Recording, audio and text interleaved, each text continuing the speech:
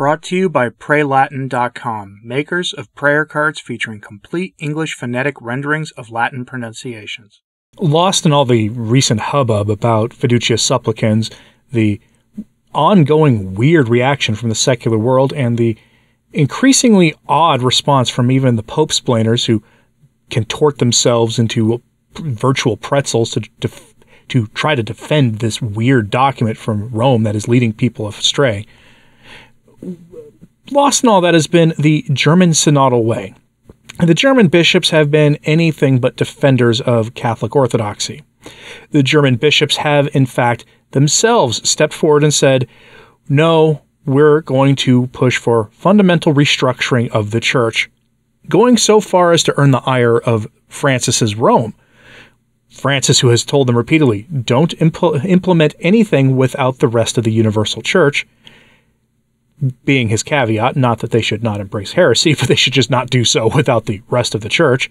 They have gone so far as to essentially implement much of what has been asked for by the General Synod on Synodality in their dioceses. They're moving ahead without waiting for a final ruling on such things from Francis.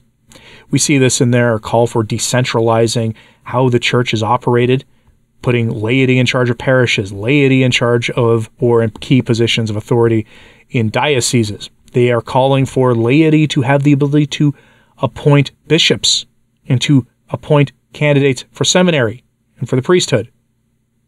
Think about the implications of that.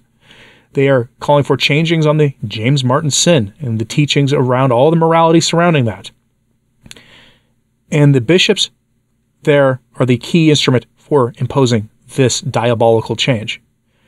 And it's why a odd criticism of theirs came from no one you would have expected. It came from Cardinal Walter Casper, of all people. Cardinal Casper, who has been dubbed Francis's theologian before we ever heard of Fernandez, he was the architect of Amoris Laetitia. He was the architect of much of this talk of mercy and dialogue and accompaniment and essentially this maternal face of the church stuff where we acknowledge as a church the formal teachings of the church but then ignore them in practice because of apparently mothers being merciful and not actually imposing the law on their children. It's a weird view of motherhood come from very strange people. And Cardinal Casper was the one, though, who has come forward and said that the German synodal way will only lead to a disaster in Germany. Now think about that for a second. Someone who was instrumental in imposing a new view of the sacredness of holy matrimony, the sacredness of access to the sacraments, believes that the German synodal way is going too far too fast. Can't make this stuff up, folks, so let's go right to the story. Headline from Info Vaticana. Cardinal Casper acknowledges that German bishops implementing synodal councils banned by Rome will not end well. No kidding. It won't end well. So Casper is himself the architect of Amoris Laetitia.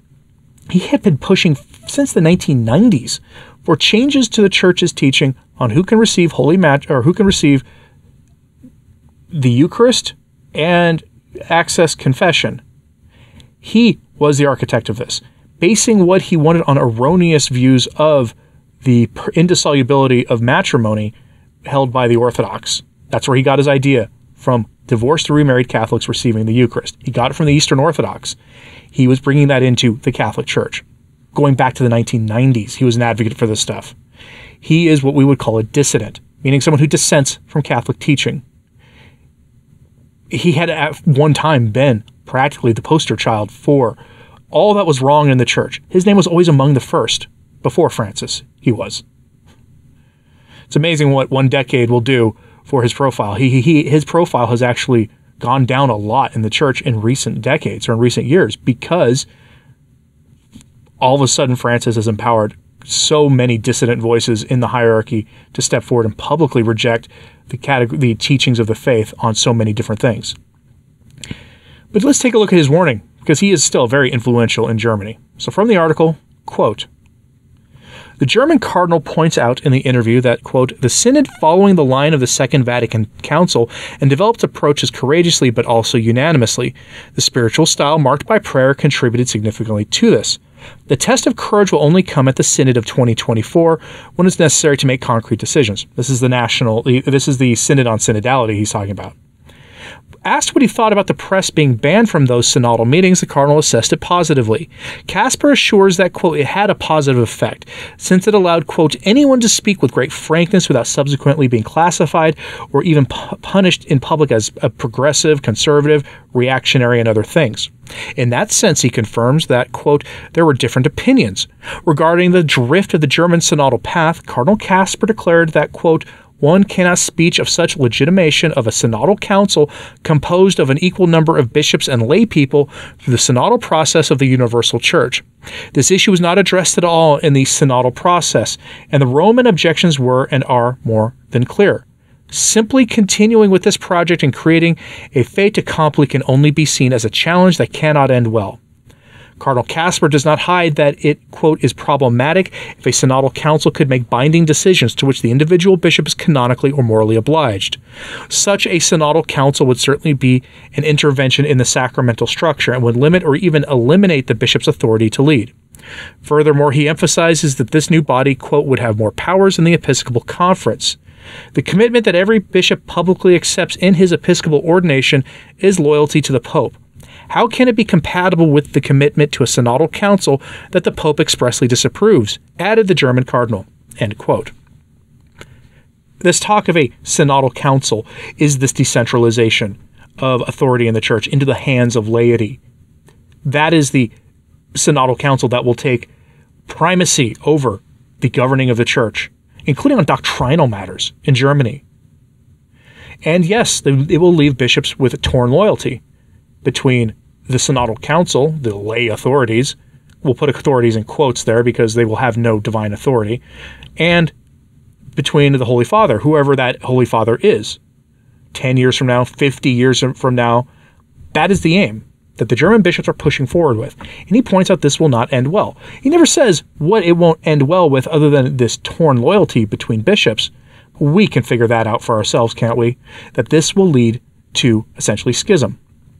You will end up having the church in Germany put on notice by Rome when eventually orthodoxy prevails, when the Pope will sit there and say, no, you cannot move forward with this. You must fall in line and disband this and go back to the traditional hierarchical structure, at least in theory. Because one thing the Synod on Synodality has discussed is decentralization of church authority, including allowing laity to have very key insights and key role in determining the truth of doctrinal matters. So that's coming too. The key thing to understanding this, and I've been expounding on this for years, when it comes to the synodal way, is that most of Francis's chastisements of the German bishops has not been on their errors, but it's been on their initiative that they're going through with this without Rome. The universal church, he says, must act universally. We'll see how that plays out with his own initiatives on this. But I wanted to bring this up, to bring something to your attention here, because Casper has been a dissident on a question that has been on the Amoris Laetitia question and related things for decades. And I'm going to give you an idea of why this is such a big deal that he's speaking out on this. He has been a dissident on the question of what we have to call around here, thanks to our host, the artificial barriers to bringing life into the world, and has been the chief architect of undermining the church's authority on matrimony. So he is a dissident himself, warning other dissidents that they are going too far. So, as an example, this from 2014 article at Catholic Culture by Phil Lawler, quote, in a lengthy interview with Commonweal, Cardinal Casper says that Pope Francis told him that, quote, he believes that 50% of marriages are not valid. Now, don't blame the Pope for making another provocative public statement here. If the Cardinal's report is accurate, the Holy Father made this remark on a private conversation. My reaction to the Cardinal's statement matches that of my friend, the canon law expert, Ed Peters. I am stunned at the pastoral recklessness of such an assertion. Peters has his own convincing reasons for that reaction. Let me state mine simply. At a time when pastors should be doing everything possible to help strengthen matrimony and to help troubled couples patch up their difficulties and revive their relationships, Cardinal Casper's statement is likely to prompt such couples to wonder whether they're really married at all. If you're wondering whether it's worthwhile to try to salvage your marriage, and then you hear someone touted as the Pope's theologian saying that 50% of those in matrimony aren't real connubial marriages, isn't it likely that your first thought is that your marriage is one of those false unions and might as well be abandoned? So the next stop is, of course, the divorce lawyer's office, and then with Cardinal Casper's quote in hand, a petition for annulment. And what about the children of those unions? Does the mercy of which Cardinal Casper speaks so often extend to them? End quote. Casper has been the architect of much of the language of mercy we see in the church today.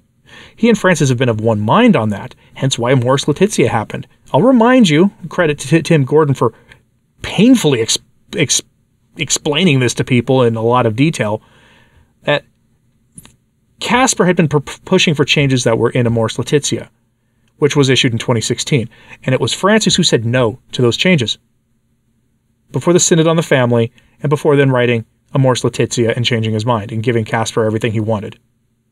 And now it's Casper warning the German bishops that they're going too far. Now, is this an example of just Casper being even too conservative for the people running the church in Germany now? Is this hypocrisy on his part? What do you think this is about? So I'm curious what you have to say, so let me know in the comments, please.